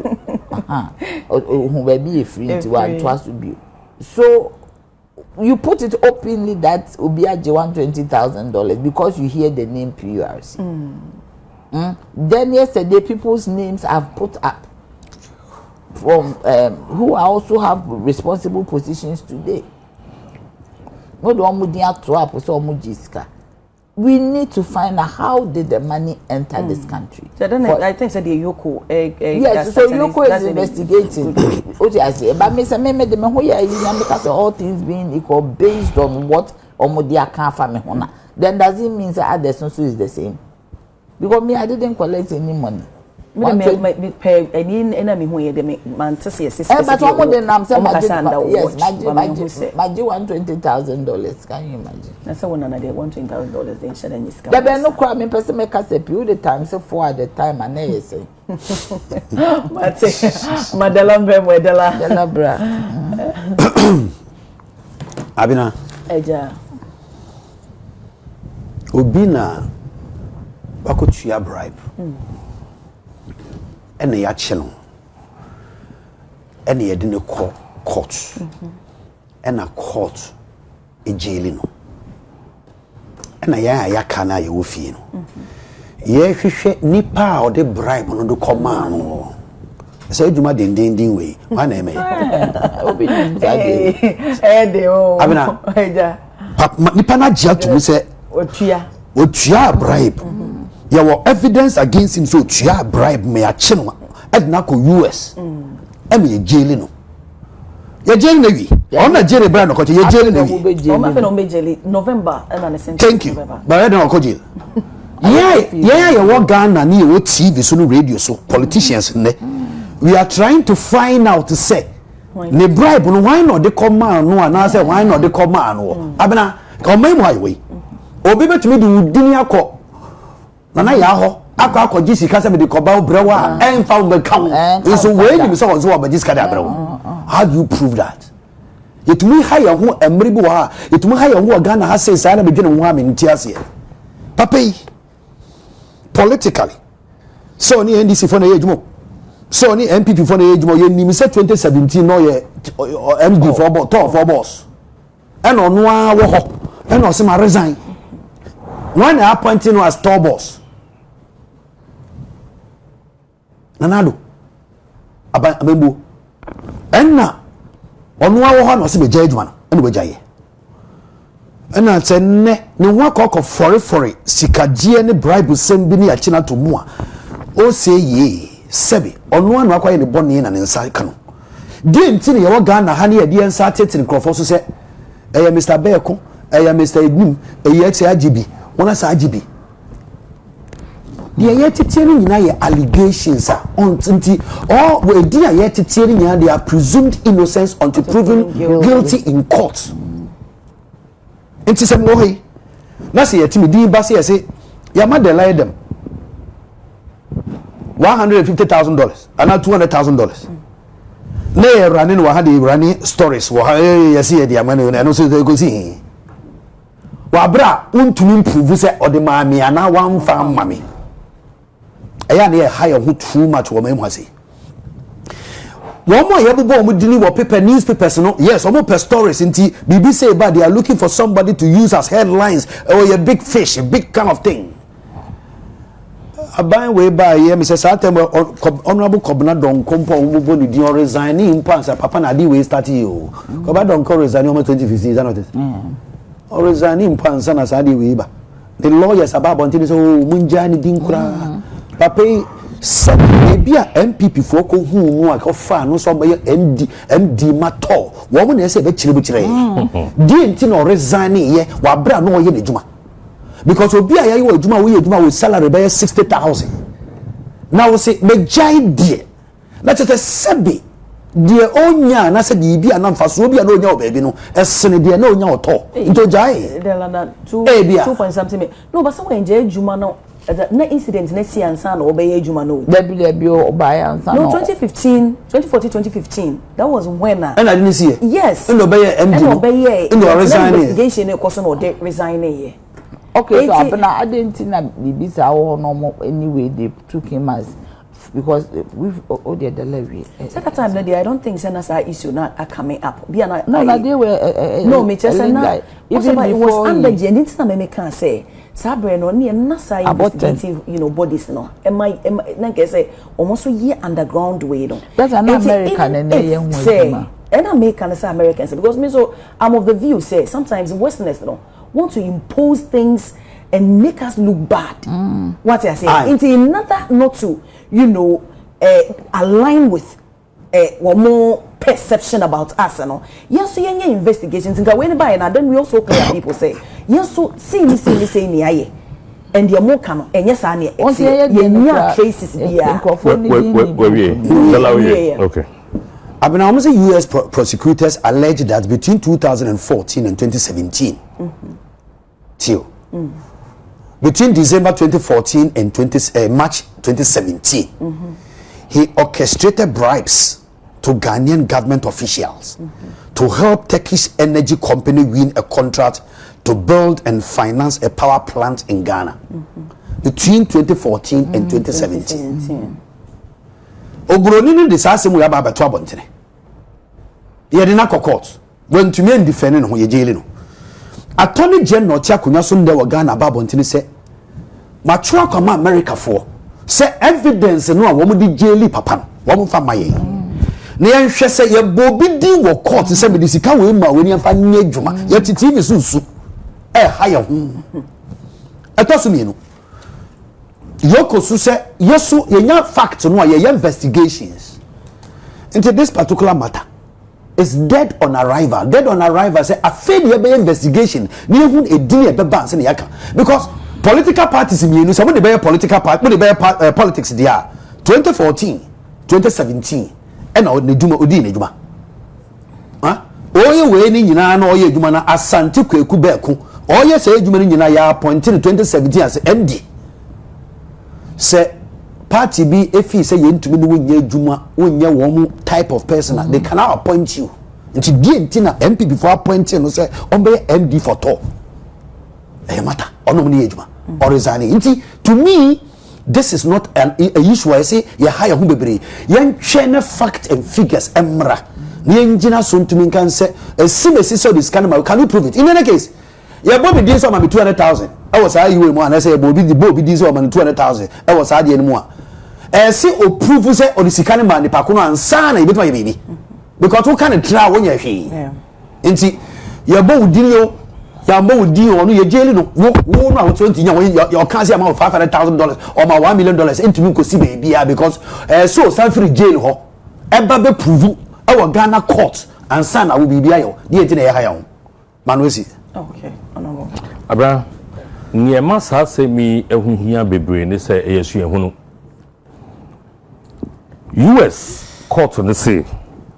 Omuwo emre bi ye Foreign Corrupt Practices Act. Eno na papa we no oto samra no. US ema fair opportunity. US business community ema fair opportunity. Iti uwom we ye more like a broker. Yeah. Wo she say niema ama Ghana and I company bia no etimi anya power plants. And you know as a person, he was representing Gold. And he said like yes, but he was the lead person. Yes. He was the lead person. The American companies are almost so a war power plant in Ibi. But ABIA almost going by Sa Act they won't be ready to pay any money. And so what could you see Kano efi Turkish company honomo? And in your narration near the use of private email and tracing in air who say this is how the Sikano Mutuatia disbursement and saying a choir a biakoha and ya see a bit sadiano now you who say business opportunity be able to me aba it should be fair to everybody because American companies almost take pains and the yes investigation way and the better dra. We share a portion of ruling one. Or say I took some interest here. That's the judgment. The judgment, you know. I mean to me but then I can relate it well to what I want to say. Or say according to court documents and evidence presented at trial, Asante Kweku Beku 52 conspired to pay more than $1 million in bribes to multiple Ghanaian government officials in connection with the development and financing of a power plant estimated to generate hundreds of millions of dollars in revenue. The emphasis was say company bi betimi apne say me ma $1 million fako nako rewa Ghana na omonto me power plant no a na ewo profit dudu bi a ubenya nti no investigators no ehwehwe mu ehunu say that power plant cost Ghana for year to anyhow it was going to be operated, you know, it will give them the company, you know, it will generate hundreds of millions of dollars in revenue. But what do they make us say? And that is why it was easier. Say, a mobile party with $1 million. That is important. Which one is this? This one is in part of the judgment. So that's it. Or say, according to the court documents and evidence presented at trial, Asante Kweku Beku 52 conspired to pay more than $1 million in bribes to multiple Ghanaian government officials in connection with the development and financing of a power plant estimated to generate hundreds of millions of dollars in revenue. So my estimated point here, to generate. That is estimated. Estimated. That's the person's assumption. That is it. But me just say investigation, you know, etimi eko mu say so ubetua $1 million dia then it means you will get it more. multiple. That is also my interest. Okay, but the point is also that then it means that if ASCA facilitated and did all this, truly if it is ASCA that is behind it, ASCA's tariff was the lowest. We negotiated it down. To the Ghanaian system. ASCA's tariff was the lowest. It is OBA then OBA tariff cost reflective. Okay, that is ASCA's tariff was not yen almost prayer the bar down. Okay, so then I have the right to say as I say, oh, mommy, a tariff, cost, yes. But yeah, I am telling you, sir, from this investigation, you know, say ABA and friend say influence be the bear more. We could have gotten another plant that can be lower than that of AXA. No, it's not true. Well, this is your space. This is your space, so I'll give it to you. Any other way? I'm telling you that if this facilitation went on, I can't see how I AXA only a pre. I mean, we are pre papa. A predodo. Ultimately, so the point is that at the end, NCA. The investigation report about fishy. They are loopholes. I did back where see say America for you to in a certain way. American interest is who dealing with it when dealing with it. Yeah, he be dealing with you. And granted that this guy was African, now you two resident permit to crowd or a Ghanaian. Maybe in Kasem or a Ghanaian. There was a dual certificate. And American, but they decide to use which one at any particular point. Americans need the FN. I put a green card there for them on when your money paper. But I think at any particular point they decide to choose which one I ever bought. Ultimately, ASCA negotiating on more tariff did not have it easy. This ASCA facilitated with all this. Me I didn't because obi facilitating because say what per se we are then automatic. Number 2, we needed the power. We were in load shedding. We needed the power until they went to say nipatia bribe more official. And even so the thing to say that Nana can say we needed it. It wasn't competitive. We needed the power. It wasn't a competitive idea. I'm not sure. Power no ebi wo hwa managing up and down. We were in crisis. So yeah, are you telling me, say, the investigation is ruling about say there was no money, there was no bribery. We are not getting. It's been established. I am saying, but say no, they hear and say why all they call we needed the power. So if you are bringing power at that time, we could negotiate your tariff to a certain level. There should not be an issue of facilitation because you hear power nowadays ban. You perceive a killing load. This one. No. But on the other side, let me finish it. In as much as we needed it, maybe so there's a possibility to be a better elsewhere. Maybe there's a possibility. I am saying, say, a him fantasy cannot call. That is what I'm not saying. See, entire Bible. Sikano call him. And not say that is what I'm saying. Because adaptation contextually, there be a need contextually, need here power. Even you hear so power. You think nobody could have facilitated it? No, I'm not saying that. I'm saying it's a him from I want to bribe in the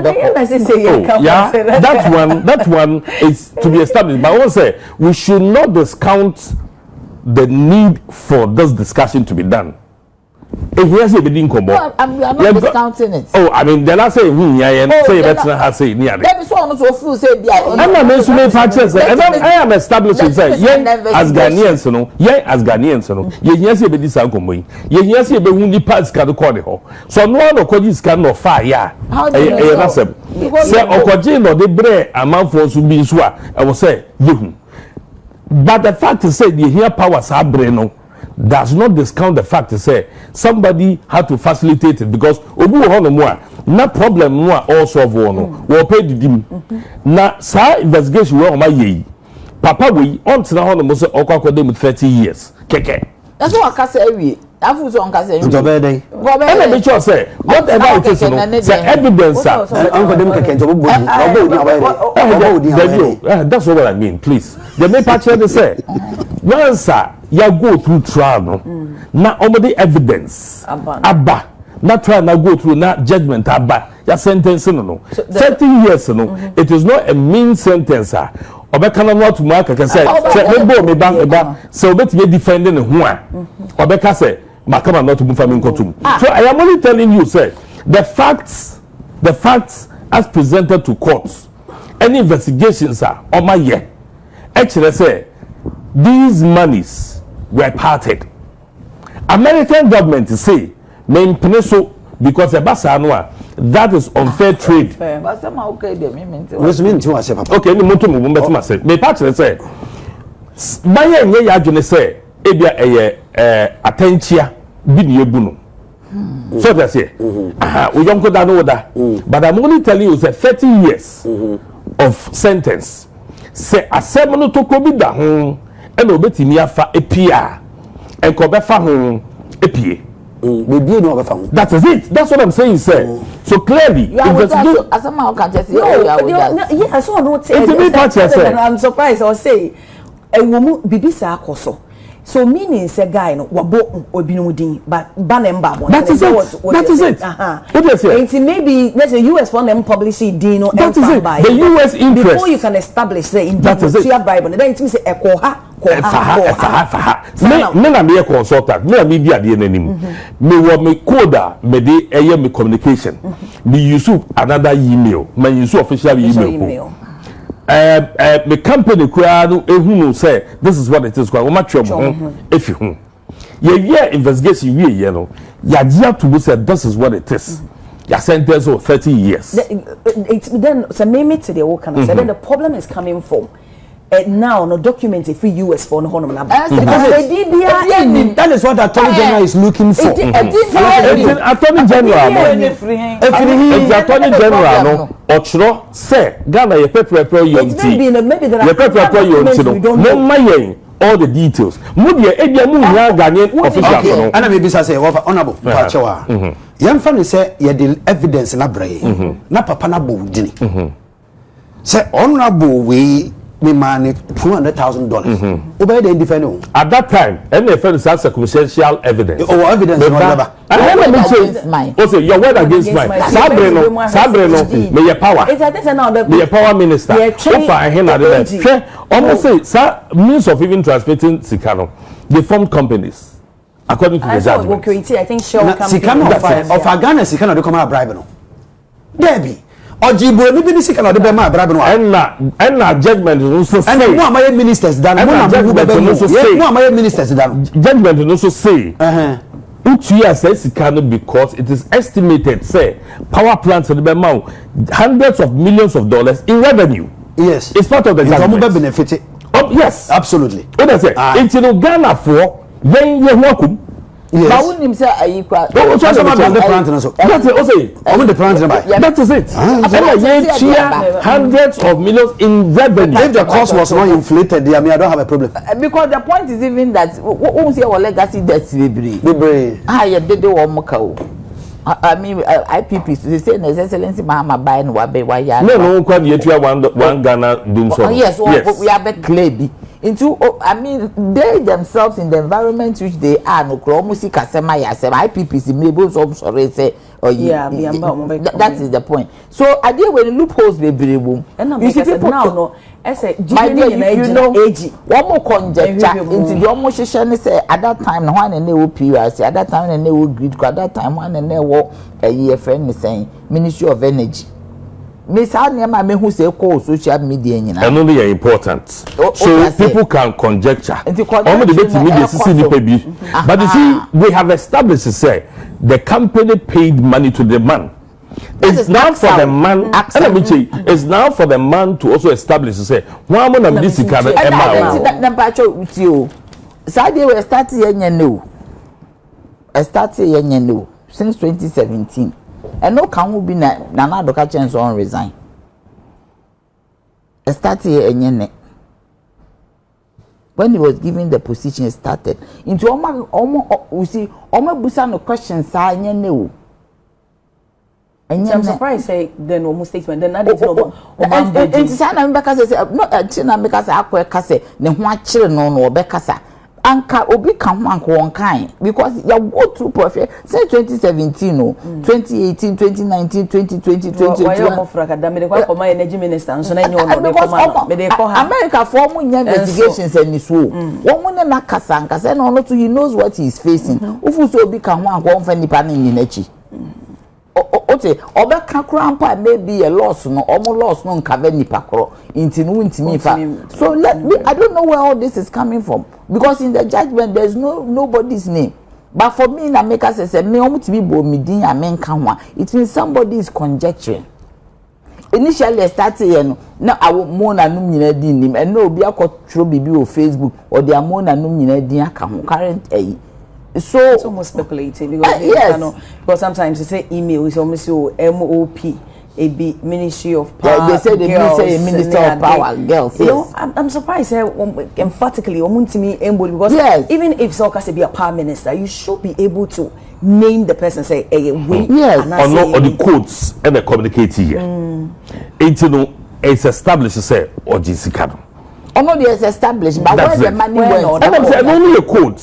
It is Sabrina. Obibe has said when a name minister for power. Because there's no way as agreement a bit me across a power minister. But the point is that this man has been cross-examined. Why? Asante Beku in the American court. You are cross-examined. Oh, but November now was sentenced. Cross-examined. So what did he say? The prosecution will cross-examine you rigorously before you can. You think the Americans will be interested in who he give the money to? Oh, why not? They say a bad. What do you understand? Why we have established a say? Now,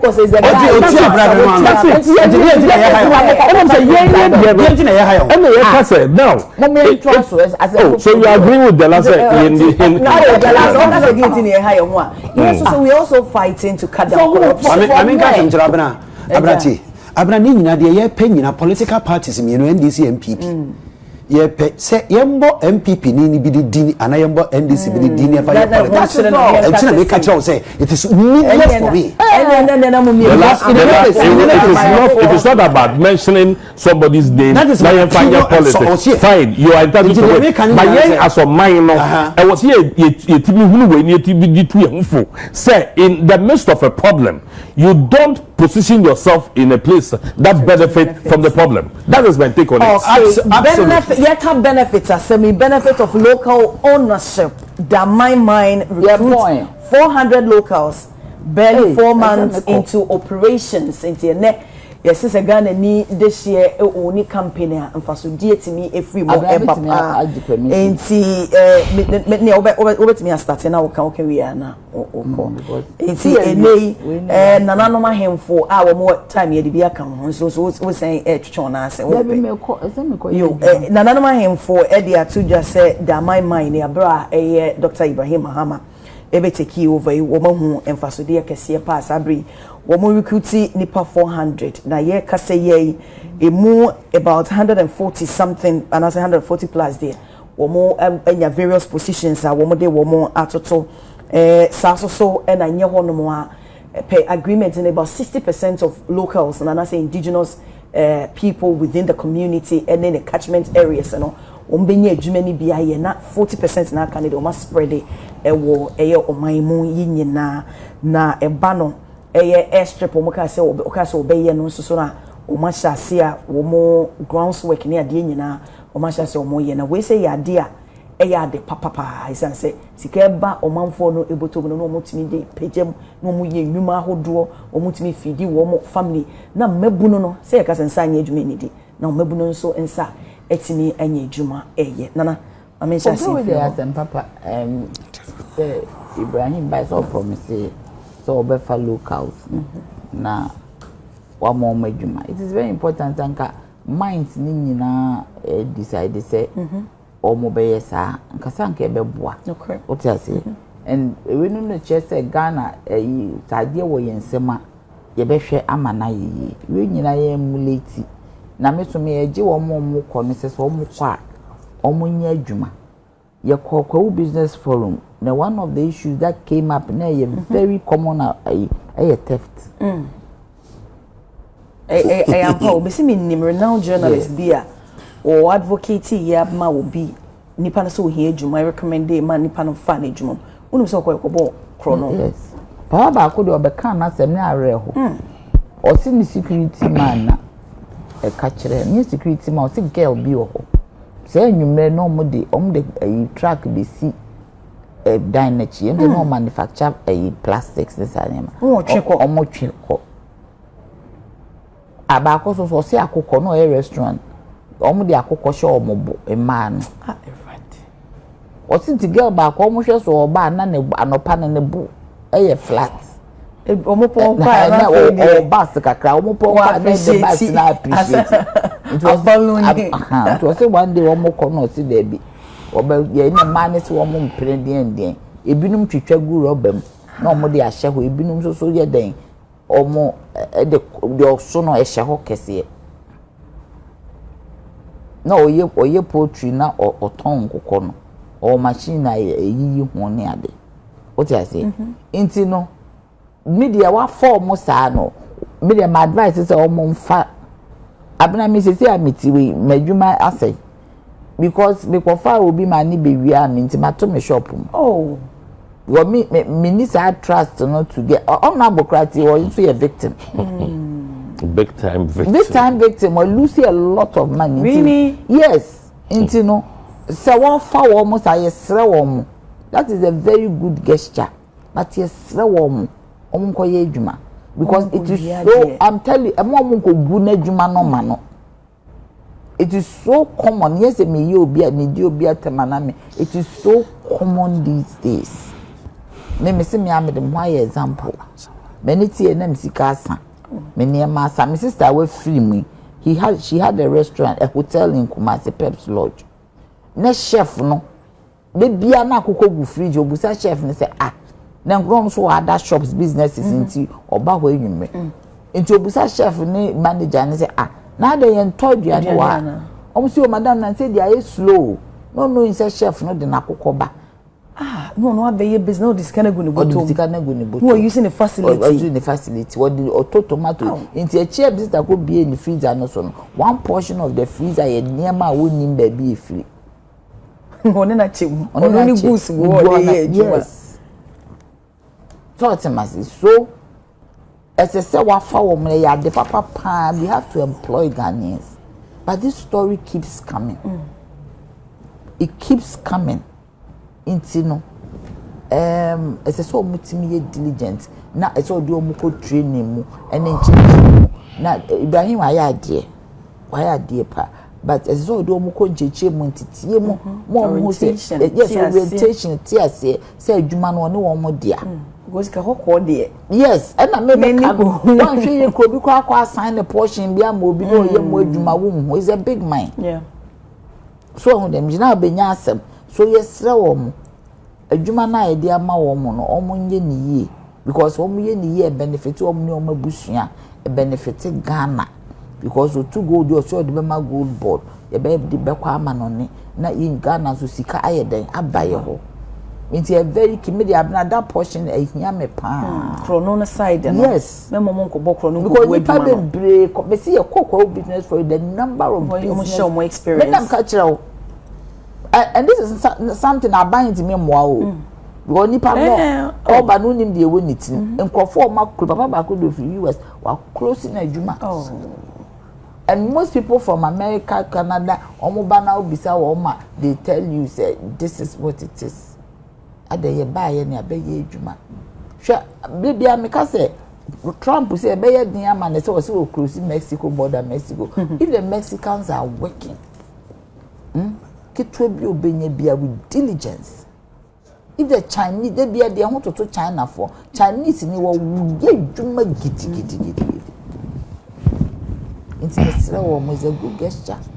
It's a bright gesture. A bright light at the end of the tunnel. And him for no catcher and say this is the beginning, is not the end. Yeah. Or 487 the rest no kutu omu kakra but even anko for 100 obi no go call medicals no yes of 550 mpo let me say why den why den omi ammo na baso na yenya se de bia so de na totankuru wam se nua ne president is it nua ne obi a wonya adwuma de bia ne de kachi atotankuru me those the mo amayofo yi na ya me those days say obi ka gabi asema na me ka kiro mo se mo de gabi is synonymous to Ibrahim o ye ni business Ibrahim so ye ni business otimase abna se tena bi wo ye president ase me ba wo ma me ntwen oh nana adey won ko me nko ana that is the point so also ye president na me so me ba so ma me nko kwa se mo ba kra ya won hwehwe me de ba te wo ba nana ya ona ba kwa brem nana ya me mpesa o say o ka wa sam ntimi me yes ka on kasa sa o Oka was a minute. Nana de minim de tia no ye mesa. Obi anka say ye body kwan so say Ibrahim adwuma bi ho a obetimi aya me yemfa ma no. Na mum ya da ensem bi aya ye ka no. Ye play ensem ne baka na achechire ye. Sabe so president wo position e ka say president oteso na do dan kwakufu ado wenyi nti no nya de obeti bi abokro no nti no de nua no mo gabi bom team no ne ade na e bokro no na owie na memu a wakotena se na wedi ne retirement papa bia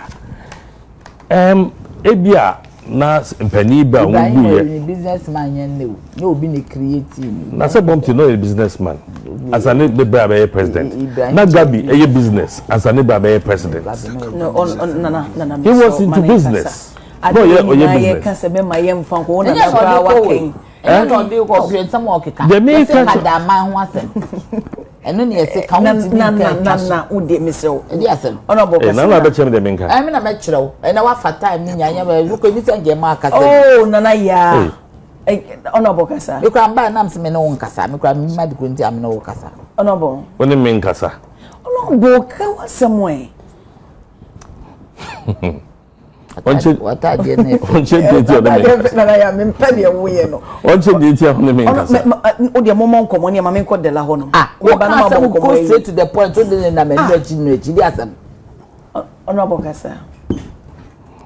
Inti ya uyo fonsa na wahyo Inti Ira Ibrahim wafa Ghana fo eye na ye consensus aye wono na nye the local content no but issues of acquisition kwanya ye fa so age da mama sana ye de man won interested wom ede na eba o man ho any terms and conditions no and any issues are na yewo say and then local initiatives are the two dwano say oye na odi super pepa yebebo na baso but it doesn't change the stance of your minority caucus of certain things are near for say it should have been opened up and then ya pass ye we won in some or ye hu adwuma ye they went to a competitive bidding they no na open up ni be na me say if you know the issues that we raised if you studied near there no enche say ye mfoa so say onu wi ni ya mani nya adwuma baka di kan say o wi ofonsa na wa hwe wonsa e bia sem bia na no kan ye no enne se beto wona so a obi beka the same thing na kire waka say enne na ye mfa say bia o bra ye president nti na ye tam o ma japade nyina e de ama enti men kan tintin e bona baso say local initiatives are what they eto apono so no wodi so okay dela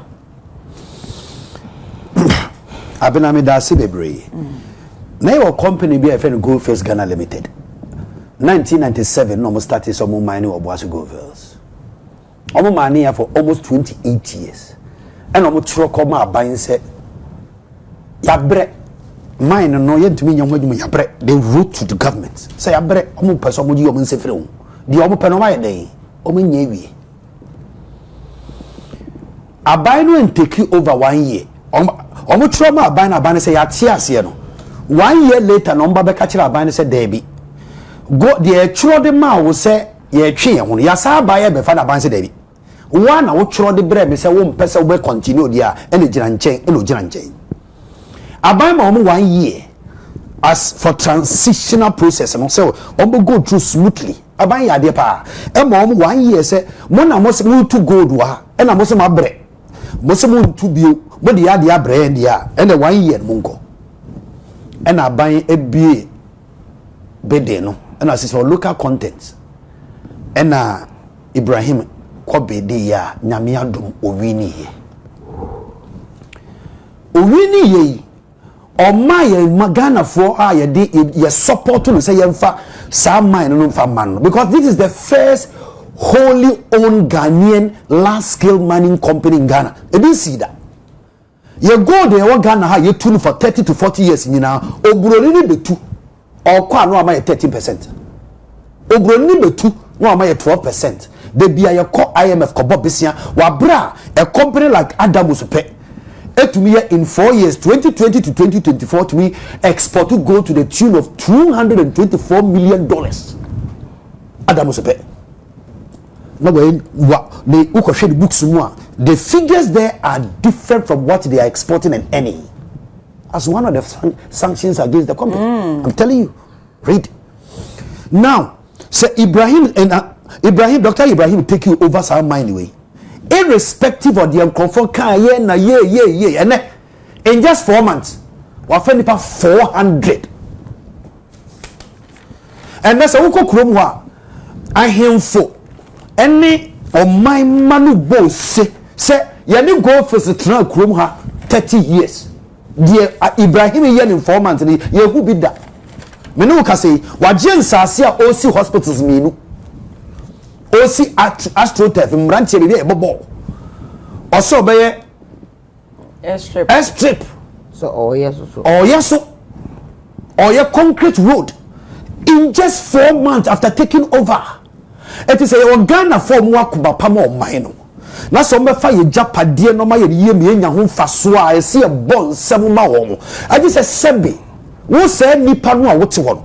Wo mogya ne nkyini na wo mu dɔɔso sing nso enti bibi ayawo I don't know jealousy self-centeredness I don't know how you criticize adepa yeah you feel say adepa ni ye ya ma wo mu kwanya ya bom pa ya ma de la wona ka se radio su transfer oh bibi a obeka na oh bibi a obeka be betima respond I don't have a problem you can say me betima tira ma waka me ho asem 1 hour let me be go to 2 hours you stand up and leave until please but the fact is say the American nyina ne say Ibrahim dia wa ye ni bosome 9 wa bra o take sa dama mines no a remarkable achievement ebe bompaye se nyankopon ebe hye ne den wa bɔ no ho ban na adwene pae woni trima so de beboa dama man no o de beboa because enya bi na meti America wo ahemfo wo krom ho etumi ya press conference bona baso se bosumi na ani a wo take over 3 months ni de ye hunu enwanwa ampa so o ye nipa de oye no ye bobom pae se onye ne saa maye na Ghana yenko ye ne menne tumi to the gold no na de akwakoton ama gold board and the reserves ye will be am abroso nyame adom oye ne djuma no fefefe de me de se yem sensi from ongu ye ni mu ase de expect is obeya se no buroni no wa ya se no buroni and na me no ka say you abrofo wa Ghana how South African companies Australian companies omo ye mining wa ha omo to gold no a omo to ya Ghana 5%, 10%, 6%, 7%. No more than in hiding. No more the co. They are honey bread. No more chia royalties ne taxes among asa. A binus company be to a license. Abana company to me in 4 years or to me export to go to the extent of 224, but on their bank cap tax $2.5 million. Yeah, diamonds. Oh, I'm jealous. What to me export gold in 4 years to me $224 million, and so their banker $2.5 million in taxes. Million and not dollars. $2.56 million. Hey. Why in 4 years what me export to go to the tune of 224 million? Not the car royalties or the car 86.8 million Ghana cedis. Are they? And today Ibrahim Oyeno eye opener to everybody. Mesre. One more sika o Ghana how more adwene pa.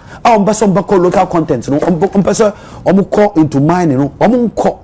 Som na de Ibrahim ye no. Ye bi say ya fa mo man no engineer papa bi o chine de eni ha.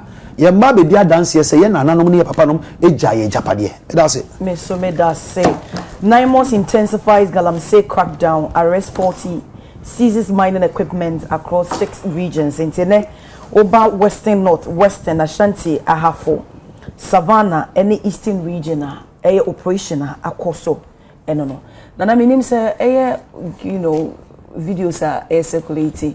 Honorable Akwakra de ono kind be our case. So for Penyak Bishop Duncan Williams say Galamsey akoso say ensase no ye fa nkom paibo. Ye mom pai intimi hili ye ensase no. NAIMOS for operation. Do you think that we need more action? And I say it should be prayers. Oh, so action and prayers. Prayers without action, it is. Oh, no, I won't buy another. Say, into Casasa Yamin a bone so. The woman won't so mend it in a bomb more to Galamsey now soon. Was it? Not so funny, I miss or man essentially in here. I just over much more. Sasa we dey one dey no spirit. Enti no say no so e kan nyame mpae. Na that's spirit na other spirit. No, I am the other spirit. Oh, okay. Normal sakraye mra. Nipa because nipa and ye Galamsey. And it is not helping. It is not helping our empire. It is not. Oh, the empire to Mrs. Nipa. Duncan Williams on your sofa ketwa into a can be in the oka. Me imagine Duncan Williams are raising in sack. That was when the Benins you toya a floody. 30th, I think July. 30th July. Was it 2014? Was it? I work at a June to me, dear. There was a time it was raining heavily. Me catch roads, I said, me rain feed that. The crab corner catch and say, 1 yard, yes, I'm paying no boy. Because if you tie, and maybe move coolly. But Papa Suni Jay, I'm Oman and Sasu. At the tree, a bompay be a me be that. You see. No, so Jay. Or shred distract, I'm telling you. Okay. Or shred distraction and happy men kai no. Meaning say June to read the end. Maybe not the other. Miss Empire or boy, the man is a spiritual man. Then for Bibi Antonje, you might not like his ways, but you're back in the spirit. That's like the fathers of the land. And I'm telling you, spiritual way. You can take him out. You cannot take him out. But Nana Galamsey fight is prayers. Or see him fan come. Because he said, dear, but me, I am saying, say, why is Excellency Mahama? Because me Kai 2013, he really worked to end it. 2013. But any time Bia was started, so we deporting Crawford. Maybe more refi. Crawford deporting Chinese, if we deport free Krumha. And Crawford dealing with them decisively. In no time. Now, the social ensure 2013. Even Brim Kra walking before Mr. BBC anymore. So, media me jimpai body. And I made actions to do.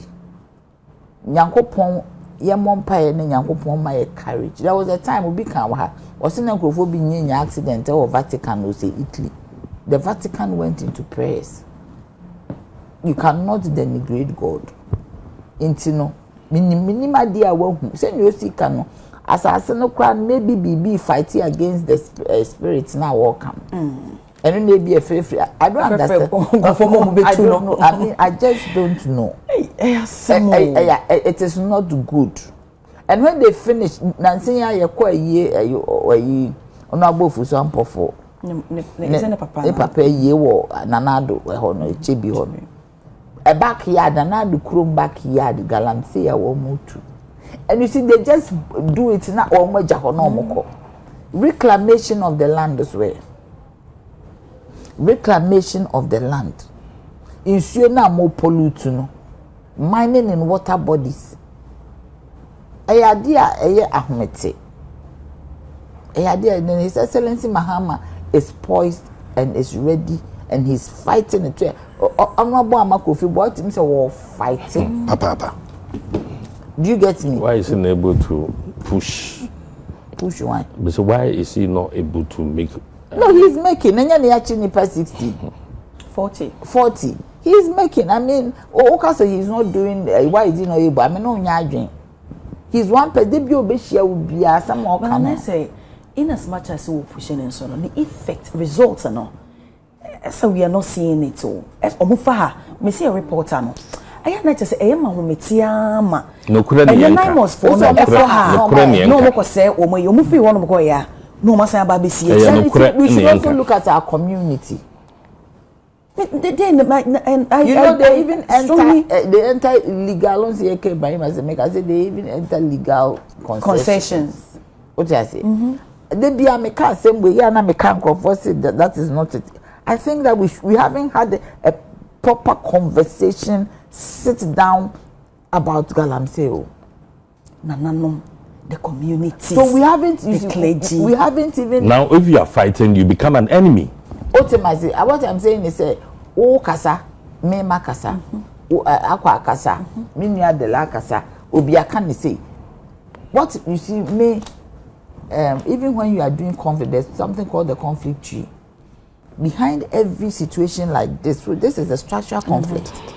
There is a foundation to it. What is the root cause of Galamsey? It is a one here passing a measure say a dear Ben and Galamsey no in a corner heading. I've always said that let's have a conversation. Let's really say a dear Ben a year root cause. No, so you think you have a conversation? Many just say having it together. Obiaya was employment to a Jadia Kanato. What about the role of the chiefs? What about the role of families? If I can't be what UK, na me call it, let me feel hit through coffee. Nani pa me fa ne car no ye ganani. To me ni didn't come on, no say ye. Ya ton ya sa 50,000 ama Chinese for. What the call to Galamsey? Now I'm say how? Can you imagine? Or say only a chesi can am 50,000 Ghana cedis. Or say only a crazy assassin no e wo ho ye den. E da ho keke. Ultimately, this is a root cause. Obi o ye adwuma wa London. Or your case here beton 50,000 ya brain. Okay, maybe that root cause no maybe issues of poverty. Why who is facilitating the root cause? Yeah, we should look at it. You can't make it to a because then you kind facilitators no. Yes, who are the facilitators? And instead of going to always arrest people on the ground working, who is facilitating? Why the man the coin? Oh yes, I did. Why the town assassin in new run wine? A young band there, a bushia band there. When we start going deep into it, it does at that point it wouldn't matter who is doing it. It wouldn't matter who is doing it. Then we see say you are a facilitator. So if people stop facilitating and using their land for other useful means, then at the end of the day, no, a subet because we are facilitator, we need say so if we say let's have some good conversation around it. Honorable. You see, me dear say and can't because ever since I got into this fight, the mehu and the matino, you need na betimiaka. But a sikasem obia fan say a cheap way of getting money. But a risky so then a risky to who? You know, to the communities and okay, more beneficiaries. You know how much money Ghana water needs.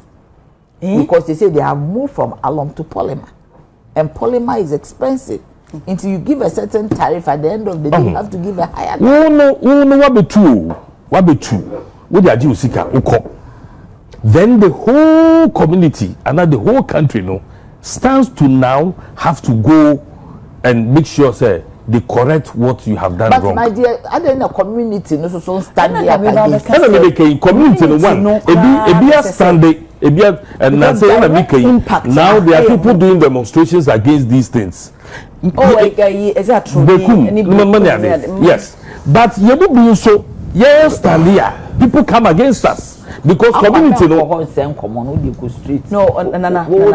sharing my experience. It's a practical experience. Why do you discount my experience? That is not what I'm talking about. It's all about him. Okay. It's all about him. It's the whole thing. I'm not telling them because you are there. Somebody will call you say, "I didn't know you know." Chaso na Ghana nyaudia. Some people are able within to tell the community. You within the community, even colleagues. There's a former MP who called me and told me, say, Galamsey fight them and be losing TV. You're careful. I'm telling you the fact. I'm saying this on record. What do you say? It's at the end of soon. There are more people who are into politicians. Actually more. Let me tell you this. I don't know how to say this on air. But you see, there are things that don't say. And I'm making. But you see. No, don't say you education. I didn't know myself you but you cannot say why you push. Because no say na ko kana sem. Because obi be ka say ade we dey nkombe jami o. Nenso yese wa no aye din otu ntini etimi nya o. So you now take pride and say, oh, your advocacy is pushing the adherence of the law. Actually, 40. How many of Nkrofo and NAIMOS actually and they are prosecuted? Can we have the details? It is a watching panel. Now the name of police. Now police and Twaso. Police is happy say we kwakoye Galamsey. Na ya chiwaba. No more ono waka. No jawo no asa kwakoye biu. But the police be sure prosecute. Now one mayen figures of how many people have been prosecuted, and then most of this Galamsey you're prosecutor, you're the regional courts. District courts are not allowed to prosecute. OCID no udi case nature first day no one ever car say for corporate no echo. You come on build the jail niaka. Diaka konabra wa na wudi usika efa ka akọ. The CID people are complaining. Timini sika me de befa car akọ ebia me fi offense say kede na me ekọ kofodua na me ni sika me kwa. Wo wan na do a usika be ko. O CID no. And I would use sika fa car. Omuni vehicle. Officer. That's it. It's Galamsey so a very serious trade. Sika wum. It's nipa no kwe sika no. Influence be no ntimi influence ade no system no enko bi say wo CID no o be frustrated. It's ade no bigger than we sit here and talk about. National a bigger conversation. I agree with you. You will be experience no openly we can share them. And maybe secretly too, we can share some experiences. And but you are in parliament with Honorable Ofibwa. Just put him in a corner. And I make sure say he is overwhelmed. Why would he come and sit on set and cry? Not for say easy. Some people will tell you say a scam, but I know him. I've worked with him. Yeah. He or you go up results. He's a great person of results. Yes. But when you are over toast one, but who said no? Some criticizing the baby. Maybe I know how enormous it was. Those days were no, certainly. I mean, he was a minds person. It is not or criticizing. But at that time, he knew what was. It is a never better. And never better. Now, or the Faha politics for the Faha, or the Faha party for Afro, or the Faha, Mr. Sponsor party, or the Faha, that's the year mobile party power. These are facts. They are facts. Oh. These are facts. Oh, they are facts. They are. Yeah. They are facts. They are. Chidipano. Not can you pie baby do it. I see you say you are not working, but you are working. By him you answer no. It happens. It happens. There is an influence, no. And then me into him fight. That is it. Challenge with the jet who munya the for we money koko. Nonko. Why you asako you? Obeko ko ibi we be fufuro. Obeko ko two baby fufuro say na asem no Isaiah Pete. Abena chi. Na me dem I was simple. Abena me nsuro se beka no kure no. MPP betina akonya so mfie nwotwe omo ban small scale mining in this country for 2 years no be anya mining na omo left e ban we ye see na enwa your forest 288 ewa Ghana 288 MPP mankwan ema party activists party foot soldiers party miners ewura 44 of the forest in 6 years one says our forest 44 no kra 44 out of the 288 omo ya hwe han jai wo mo ti yo mo ye owura forest wo mo ye ya sa 44 forest na make some say no ebedru baby 9 na forest guards wo mo abaya fa wo mo say wo mo no mo monitor enhwe forest ni mo no mutumi nkwa adwuma no mo tifie adentia sa 9 forest no na nkofo kitetuo efi Burkina Faso ni Mali yakofo mabo no mugire mu no magim nyina afa mutu intene said we former minister of the Nana Akufo-Addo administration any of the appointees na say okasafa Galamsey wa me say who woni na ewu die ntira woni ewu say wuti aban mu fie nwotwe na aban forest awa conserve for 70 years no be ankom now we are LI 2462 the amount of kwan so mutumi bogura forest ni mukose no me ye say no poto ye say no lewie ya ababi baya 1 year 2 months or say wo Galamsey ni insuo ni Galamsey no mon fight hypocrisy and double standard eku o mo ha say abina me seminna between 2 weeks 3 weeks when na mining communities na who dey kwaso adwuma wo ye ntini gives you the opportunity adwuma be ye no unnam na so wo hwe dey ekoso a say forest ebu ho edua edi 72 years edua ye buoguo obekwana forest for omo yi bo ho edua ni din ni bibia bo 72 year old wood na ye bu ndua na gufom ye buogu ha ye mining wo so 44 forest reserves. Tie time Oman paying na Akufo-Addo year 12 years. And you start to say yes mra say forest no mo bi ankom no di 12. Obedi 80 years or ye mra say na yetumi wura forest no kose no. No, you see, if you go there, you are not helping matters. Because maybe say okay na madua koso say are you not the same person now on social media so yes you go tutu our mining area bi. Enya wo de la. And say me that so this asem no aba no pay. Saying I think said there was a misunderstanding between the community. Thank you. And me say thank you. So now who can say ya? Or ye Galamsey. Abana me actually 27 years. The highest salary was 4,200. Salary 4 years. But the dinu huni bisobia.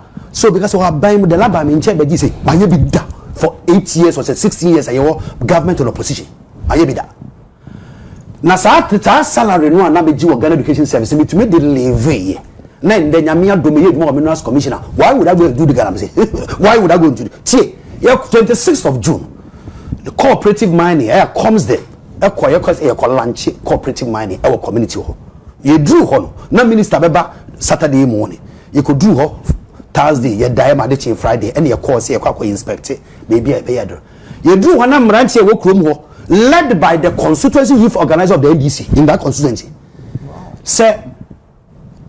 Say about lunch cooperative mining. No, only share no start some day. Omudi we say o man no mo say your mama na buy no. And I say oh, any say your mama, but if in crania by if minerals commission. Also there be empini ye ka say no more record here. In their minds no feel say mo. Omo feel say ye mpo ne ye ba be Galamsey. Ye ba ye no nti be 15 minutes ye ne omo transe. Ye transe we ne bi say di asem na esi. And omo say obi ti obi akakoye signboard kakra. Actually, since the minerals commission comes there, your man license or the mine will so be ano. It's young corny and koshe. And omi you two can you call you two car 50 meters away. Ya call ya Nipana your signboard kakra kad ye see so na no excavators me so all ye illegal money. Na me adom here the national security for the nam. Enti ono mo demolish here. Enti wo hwa say is the munyo obi che no ye chi adolf no say raf onne deeper or this signboard ni si o na the number or signboard so nti ye wie program hwe ni abrani wo atare am hye no the same program ye wie ye pe awo nungwa patase wo nti ene eho ene ye program no dey explain say ye buy na mranche dey demonstration tie ye ni enim dey nti obe demonstration ye wie ye ne ekotena ase ye no mo kasa no mo say obi the signboard dey see baby or ye illegal money it is some ye cooperative money there.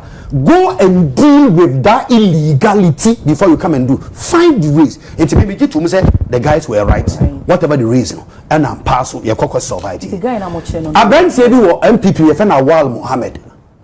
Ye dey mu 1 cup, any sugar 1 cup, and the fee fan fee MPC deliver MPP. Look at that. You allow this.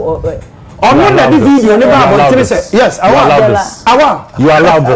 On one can say. I want never can say. On no how to say the public way in there. I mean, you are following the matter. At least I know mama kwai ma what be that say you. You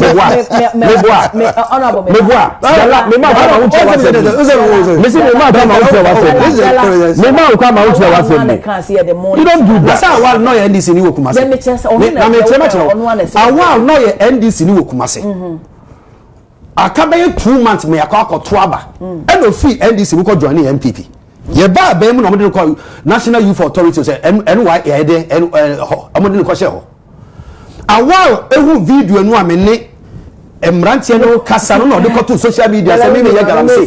Say me taking one and sugar no onu aneka. The rice and sugar 1 cup, 1 cup of rice, 1 cup of sugar. And I make how relevant is that to the conversation we're having now? Na so only credibility on this we are sitting here. I want illegal money the 1 cup of sugar, but they make how relevant is that to the conversation we are having? We are Baby, I want to say people on the publicity. Oh, please. On the publicity. I know mama kwa both ya kwa WhatsApp. Offer.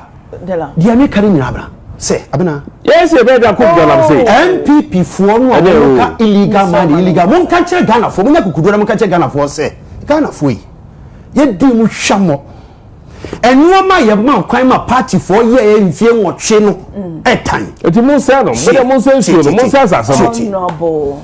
Adia ye ma MPP for ma ho kwan me ye 8 years no se me ka se me ka wo ha de ba tie want to me apply for 3 licenses I was Samra boy baby no yeduma we ma tie ono ofri baby na ebo fi mines minerals commission or apply for 3 licenses or apply for 3 licenses or apply but the you can nyina no the lay person it go back say but you dey musu nim say me can and then one by evidence e ka bu ya go to one out MPP for outer yenye GDA sent mo me restore we have 8 years that 1.5 years dem mu yeni the one about here dem 1.5 years dem mu yeni no if you do the fight yeah me can na say yeah me can yan say wo aban mu mfie nwotwe now you minister mfie nwotwe what's your Mahama ya de sika dwane na nka honorable minister it is when you 8 years one can be opposite no you MP for 8 years MP can be opposite mfie nwotwe wo wa sense asene nyina enti de nyam na mo say in 1.5 years oh aden na wo yes honorable in 1.5 years radio aka be bet TV ya hwe chi say your forest reserve na se wudi umamra se nkofon kom enko se no a sa ese no mo se no mfie nwotwe no entumi take 1 year but we are making progress chi what was that document we a minerals commission testimony in court against Akontamani minerals commission your testimony ya dey court about Akontamani ni me be ka give to e bi a kire Akontamani in 2019 ede nkrata ba ye nche so per license wa asase no akyemu miensa ode ba ye ne se asase no miensa no ye be ma o mienu enti minerals commission mani mienu ene ye ka kire no se license ne ye da hye won sa wontumi fa nya adwuma agye se wakogi EPA permit enti se wokita minerals commission mining lease na se wan kwankodi wontumi nya adwuma mra no eso ye ko so no enti ye ma no license ne mienu ana ba ko no yanje yanfa ma no EPA no wenya the third one no ahuntem eno ahuntem community no wa yanfa license ama no adentia yanfa ama no because net da nsu ano Okay. At the forest ano. Nti ye man ya mfa man. Ene ye de tu no man.